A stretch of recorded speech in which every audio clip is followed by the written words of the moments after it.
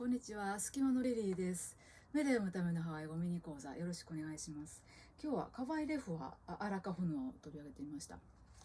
このメレはカバイカポーカラにヒョイトさんが最初に作ったメレなんですけれども、彼が20代半ばの頃に作ったものです。ハワイの水の豊かさが表現されているメレなんですけれども、まず1番の歌詞を見てみたいと思います。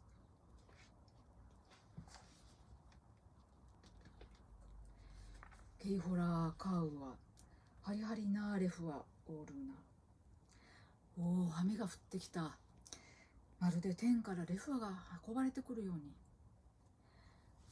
天からレフが降ってくるということはないんですけれども、雨が降ってきて、ありがたいな、綺麗だなと思った瞬間に、その雨粒がですね、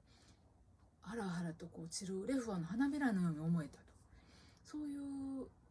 インスピレーションを受けた時に誕生したメレのようです。少しハワイ語を細かく見てみますと、ケイホラー。ケとくると、定冠詞かなと思われるかもしれないんですが、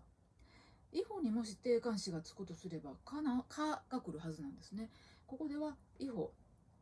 下向きというのではなくて、落ちるという動詞のイホに毛がついて、顔は雨が落ちるととか、雨が降ってくるとっていうような感じで、この毛は時とか条件を表す言葉として使われています。そしてハリハリナーレフはオールナ。オルナっていうのはもう上のですけど、天に咲くレフアの花々がハリハリ、運ぶなんですけれども、運ばれると訳してもいいんですが、レフアの花が雨を運んでくるっていう感じかなと、文字通り訳すとそんな感じに、そんなハワイ語になっています。続いて2番見てみたいと思います。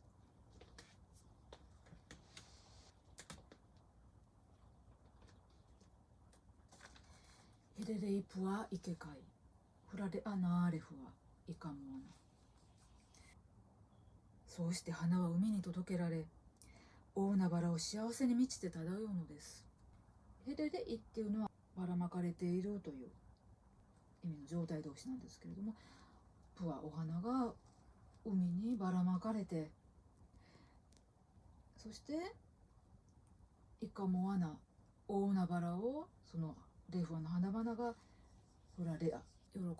びに満ちて楽しげに踊るようにその海に漂っている、その美しい光景が描写されているんですけれども、市場で降ってきたと語られた雨が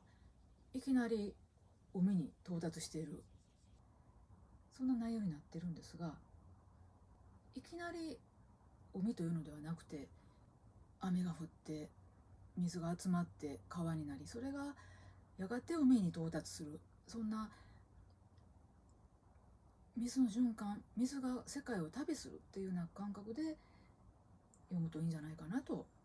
思います。ベースにはカバやカーネ、